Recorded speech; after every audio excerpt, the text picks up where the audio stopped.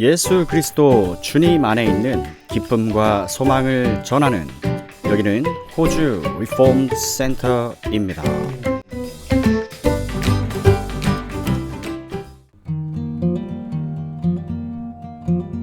세 명의 존이라는 이름을 가진 사람의 생애를 통해서 배우는 성도의 일생 시리즈 제2장 교리 안에서 하나님과 교제하게.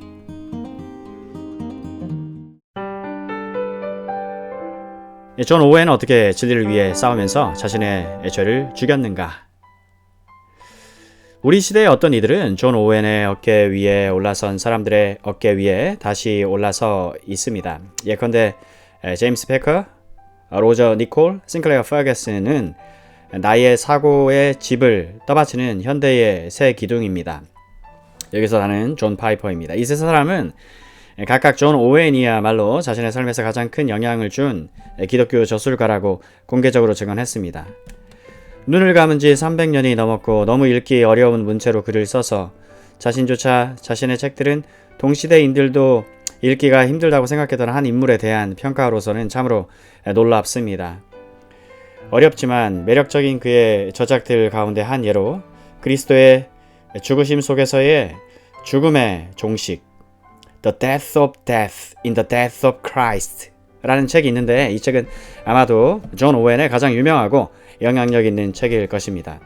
이 책은 오웬이 31세 때 1647년에 출간되었습니다. 때때로 제한 속죄라고 불리거나 Limited Atonement, 더 적절하게는 한정 속죄 Definite Atonement 내지 특정 구속 Particular Redemption이라 불리는 교리에 대해 지금까지 쓰인 가장 방대하고 아마도 가장 설득력 있는 책일 것입니다. 무엇이요? 그리스도의 죽음 속에서 죽음의 종식이란 책이요. 이 책의 요점은 사도 바울이 그리스도께서 교회를 사랑하시고 그 교회를 위하여 자신을 주셨다고 말할 때 이는 그리스도가 실제로 교회를 위해 죽으실 때 교회에 무언가 결정적이고 유일무이한 일을 행하셨다는 뜻이라는 것입니다. 무언가 특별하고 주권적이며 그의 최종적인 심판과 저주를 경험할 이들에 대해 그가 행하시는 일과는 다른 일. 오웬은 이 책에서 그리스도가 그의 신부에 대해 품은 특별한 사랑은 그의 대적에 대해 품은 일반적인 사랑보다는 훨씬 더 놀라운 것이라 주장합니다. 그것은 언약의 사랑입니다. 언약적 사랑. 그 사랑은 사랑하는 자를 쫓아가 따라잡고 굴복시키며 용서하고 변화시켜 사랑하는 자의 모든 반감을 이겨냅니다. 죽음의 종식은 위대하고 강력한 책입니다. 이 책은 수십 년 전 내가 칼빈주의의 세 번째 강령 제한 속죄에 대한 내 자신의 믿음을 재확인코자 몸부림칠 때 나로 하여금 여러 날 밤을 독서로 지새우게 만들었던 책입니다. 다시 본론으로 돌아가 봅시다. 오웬이 소천한 지 300년이 넘은 오늘날까지 그런 놀라운 영향을 끼칠 수 있다는 것은 참으로 놀라운 일입니다. 그의 문체가 매우 까다롭다는 점을 감안하면 이 사실은 더더욱 놀랍습니다. 오웬 자신조차 자신의 저작이 어렵다는 것을 알고 있었습니다. 아까 말했죠? 죽음의 종식 서문에서 그는 오늘날의 마케팅 담당자라면 아무도 하지 않을 말을 서슴없이 합니다. 독자여, 만일 당신이 이 가식이 만연한 시대에 많은 사람들처럼 간판이나 제목만 보는 사람이라면 그리고 카토, 로마의 정치가 웅변가가 극장에 들어가듯이 가볍게 이 책 안으로 들어온 독자라면 다시 밖으로 나가기 바랍니다. 당신의 오락은 이미 끝났습니다. 안녕히 가시길. 그럼에도 불구하고 제임스 패커와 로저 니콜과 싱클레어 퍼거슨은 오웬과 작별하지 않았습니다. 그들은 끝까지 오웬의 책을 붙잡았습니다. 그리고 많은 것을 배웠습니다. 오늘날 이 세 사람은 어떤 그리스도인 저술가도 자신들에게 존 오웬보다 더 큰 영향을 주지 못했다고 말을 합니다.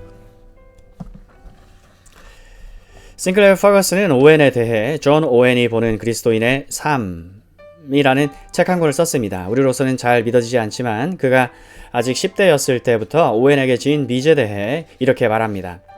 스승이자 신학자로서의 오웬에 대한 개인적 관심은 그의 몇몇 글을 처음 읽었던 10대 후반 때부터 시작되었습니다. 다른 글들과 마찬가지로 이전에나 후나 나는 그 글들이 오늘날의 복음주의 문헌에서는 거의 다루지 않는 주제들을 다루고 있음을 알게 되었습니다. 그의 통찰력 있는 설명은 내 마음속에 부족한 부분을 훤히 보여주었을 뿐만 아니라 그에 따라 예수 그리스도 안에 있는 은혜에 대한 심오한 확신을 심어 주었습니다. 그의 전집과의 첫 만남 이래로 나는 늘 그에게 빚을 지고 있습니다. 그 세월 동안 비록 책의 형태를 통해서이긴 하지만 오웬의 목회 사역에 대해 알게 된 것은 풍성한 특권이었습니다. 오웬의 하나님을 알게 된 것은 그보다 더 큰 특권이었습니다. 독립교회파의 거인, 물론 존 오웬의 영향력의 크기는 이 세 사람을 훨씬 능가합니다. 암브로스 반스에게 존 오웬은 잉글랜드 칼빈이었습니다. 앤서니 우드에게 존 오웬은 독립교회파의 거인이자 원조였습니다. 찰스 브리지스는 기독교 사역에서 이렇게 말했습니다. 명쾌한 해설과 성경적 교리에 대한 강력한 변호에 있어서나 실제적 의무의 확고한 실행에 있어서나 마음의 자기 기만적 성질에 대한 노련한 해부에 있어서나 그리스도인의 마음의 다양한 활동에 대한 자세하고 분별력 있는 묘사에 있어서나 실로 전반적으로 오웬에 비길 만한 사람은 아마도 없을 것이다. 영어권 지역에서 존 오웬에 비길 만한 사람은 없다는 니콜과 브리지스의 말이 옳더라도 조나단 에드워즈도 존 오웬에 크게 못 미치는 인물은 아닙니다. 그런데 에드워즈도 신앙 감정론 Religious Affection에서 오웬의 말을 비중 있게 인용할 뿐 아니라 헨리 이 세인트 앤드루스 대학에서 학생들에게 존 오웬의 저작을 복음의 신비에 대한 참된 관점에 있어서 인간의 모든 저작을 능가하는 것으로 평가해야 한다고 극찬하는 것을 자신의 독서 목록에 기록함으로써 오웬에 대해 경의를 표합니다. 내가 이런 여러 찬사를 이렇게 길게 언급하는 한 가지 이유는 독자들이 오웬에게만 매료되는 것이 아니라 기독교 사역에서 몇몇 위대한 인물들의 출연이 얼마나 큰 가치가 있는지 느껴보기를 원키 때문입니다. 오늘날에는 이런 위대한 인물들이 많지 않습니다. 하지만 하나님은 그런 인물들이 나오기를 원하십니다. 히브리서 13장 7절은 하나님의 말씀을 너희에게 일러주고 너희를 인도하던 자들을 생각하며 그들의 행실의 결말을 주의하여 보고 그들의 믿음을 본받으라. 내가 보기에 신앙의 위인에 가장 가까운 오늘날 기독교 지도자들은 스스로도 신앙의 위인들을 사모한 사람들입니다. 독자들도 산 사람이든 죽은 사람이든 마음속에 그런 위인이 한두 사람쯤 있기를 소망해 봅니다. 오웬을 그런 위인으로 삼아 보십시오. 훌륭한 선택이 될 겁니다. 우리는 오웬의 생애에 대해 어떻게 아는가? 대다수의 사람들은 심지어 목회자와 신학자들까지도 존 오웬에 대해 잘 모릅니다. 그 이유 가운데 하나는 그의 저작들이 오늘날 별로 인기가 없기 때문입니다. 하지만 또 다른 이유는 오웬에 대해 알려진 바가 별로 많지 않기 때문입니다. 피터 투는 1971년에 낸 오웬 전기에서 오웬의 일기는 단 한 편도 보존되지 않았다. 또한 그가 자신의 영혼을 있는 그대로 보여주는 현존하는 편지들도 거의 없고 그에 대한 다른 사람들의 개인적인 반응이 기록된 문헌도 분량이 짧고 희귀하다.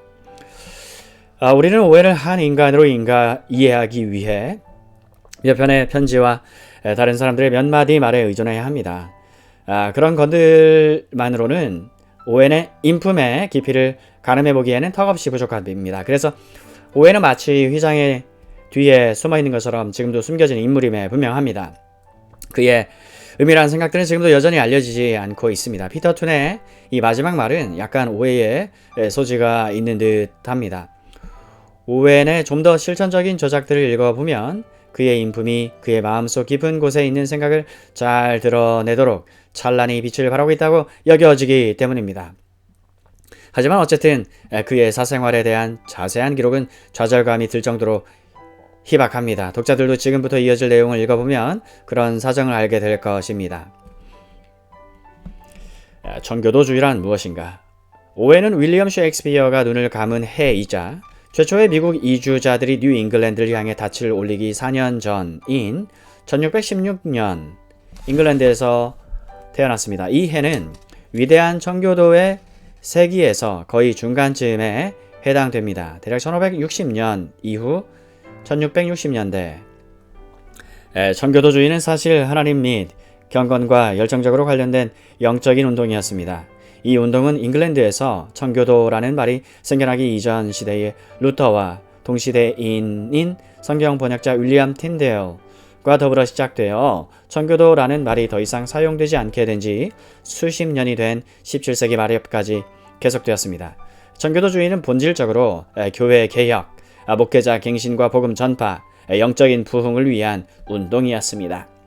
청교도들의 목표는 영국의 종교개혁이 시작한 일을 완성하는 것이었습니다. 즉 국교회의 예배개혁을 완성하고 국교회 교구마다 효과적인 교회 권징을 도입하여 정치, 가정, 사회경제의 각 분야에서 정의를 확립하고 모든 영국인들을 열렬한 복음주의적 신앙인으로 변화시키는 것이었습니다.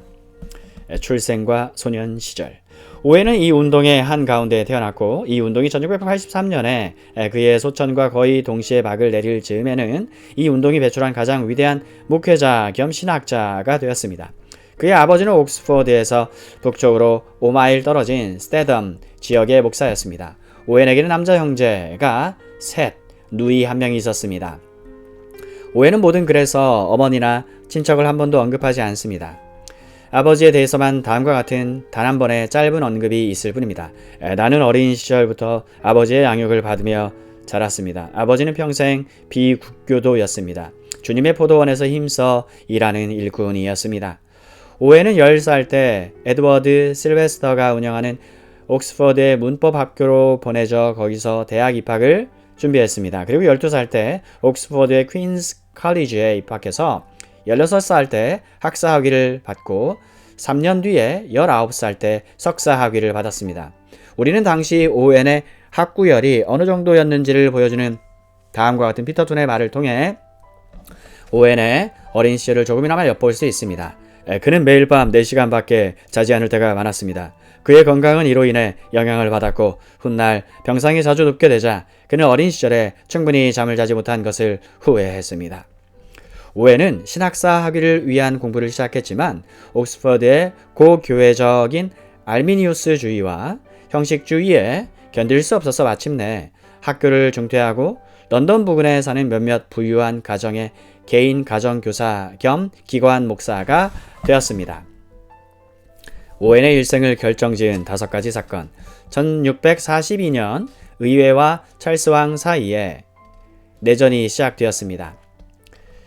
그리고 윌리엄 로드의 고교회 신앙과 하원의 장로교파, 독립교파의 청교도 신앙 사이. 오웬은 국왕과 로드 주교에 맞선 의회의 입장에 찬성했습니다. 그래서 기관 목사직에서 쫓겨나 런던으로 갔습니다. 런던에서 그는 4년 동안 그의 나머지 일생에 결정적인 영향을 끼친 5가지 큰 사건을 겪게 됩니다. 오웬의 회심. 첫 번째 사건은 그의 회심입니다. 그것은 구원의 확신에 대한 자각과 하나님과의 개인적 교제의 심화일지도 모릅니다. 오웬의 회심이 2세기 뒤에 있었던 찰스 스펄전의 회심과 거의 똑같은 방식으로 일어났다는 사실은 참으로 놀랍습니다. 1850년 1월 6일에 스펄전은 눈보라를 피하다가 한 원시 감리교파 예배당에 들어가게 되었습니다. 예배당 안에서는 한 평신도 목사 대신 강단에 서서 이사야서의 땅의 모든 끝이여 내게로 돌이켜 구원을 받으라 라는 본문을 펴서 읽고 있었습니다. 스펄전은 이 구절을 보고 구원을 받았습니다. 오웬의 방대한 교리적 지식을 지닌 확신에 찬 칼빈주의자였지만 오웬은 자신의 구원의 실체에 대한 의식은 부족했습니다. 하지만 그가 쓴 모든 글에서 나타나게 되는 이러한 개인적 실체에 대한 의식은 장차 그에게 있어서 세상에서의 그의 삶을 송두리째 바꾸어 놓게 될 것이었습니다. 그래서 1642년 어느 주일에 일어난 일은 매우 중요합니다. 오웬이 26살 때 사촌과 함께 유명한 장로교인 에드먼드 캘러미의 설교를 들으러 올더먼베리의 세인트 메리 교회에 갔습니다. 그런데 캘러미의 설교를 전하지 못하고 한 시골 목사가 그 자리를 대신하는 일이 벌어졌습니다. 오웬의 사촌은 자리를 뜨고 싶어 했지만 오웬은 왠지 모를 이유로 자리에 계속 앉아 있었습니다. 그 소박한 설교자는 마태복음 8장 26절 말씀을 본문으로 잡았습니다. 어찌하여 무서워하느냐 믿음이 적은 자들아. 그것은 하나님께서 오웬의 회심을 위해 작정하신 때에 작정하신 말씀이었습니다. 순간 자신이 과연 참으로 성령으로 거듭났는가에 대한 오웬의 의심과 두려움과 걱정은 말끔히 사라졌습니다. 다시요. 그 순간 자신이 참으로 성령으로 거듭났는가에 대한 그의 의심과 두려움과 걱정은 말끔히 사라졌습니다. 오웬은 자신이 해방되고 하나님의 자녀로 받아들여졌음을 느꼈습니다. 성령의 사역과 하나님과의 참된 교제의 본질에 대한 그의 통찰력 있고 실제적인 저작을 읽어보면 하나님이 1642년 이 주일에 행하신 일의 실체를 의심키가 어렵습니다. 오웬의 결혼, 자녀들의 계속된 죽음, 오웬이 런던에서 지낸 처음 몇 년간 있었던 두 번째 중요한 사건은 메리 루크라는 한 여성과의 결혼이었습니다. 그는 1644년부터 75년까지 그러니까 31년 동안 그녀와 결혼 생활을 했습니다. 우리는 그녀에 대해서는 아무것도 모릅니다. 하지만 우리는 오웬의 남은 생애 동안 참고로 오웬은 아내가 눈 감은 지 8년 후 세상을 떠났습니다. 그의 모든 사역에 큰 영향을 주었을 것이 분명한 참으로 놀라운 한 가지 사실은 알고 있습니다. 우리는 오웬의 아내가 11자녀를 낳았는데 한 자녀만 제외하고는 모두 어린 시절에 숨을 거두었습니다. 남은 딸 하나마저 젊은 나이에 삶을 마감했다는 사실을 알고 있습니다. 다시 말해 오웬은 11명의 자녀의 죽음에다가 아내의 죽음까지 겪은 것입니다. 오웬은 성인이 된 후로 평균 3년에 한 번꼴로 자녀 한 명을 낳았다가 잃은 셈입니다. 그런데 우리는 오웬의 어떤 책에서도 메리나 그의 자녀들이나 그가 겪은 고통에 대한 언급을 찾아볼 수 없습니다. 그러나 그가 생애 대부분을 사망의 음침한 골짜기로 다녔다는 사실을 아는 것만으로도 나는 우리가 그의 저작에서 발견하게 되는 하나님과의 교제의 깊이에 대한 실마리를 얻게 됩니다. 하나님께서는 자신의 종들을 자신이 원하시는 모습에 기묘하고 고통스러운 방법이 있습니다. 목회자와 신학자로 만들어내시기 위한 하나님이 원하시는 모습에 오웬의 첫 저서 알미니우스주의의 정체 런던에서의 초기 시절에 있었던 세 번째 주요 사건은 그의 첫 번째 저서의 출간이었습니다.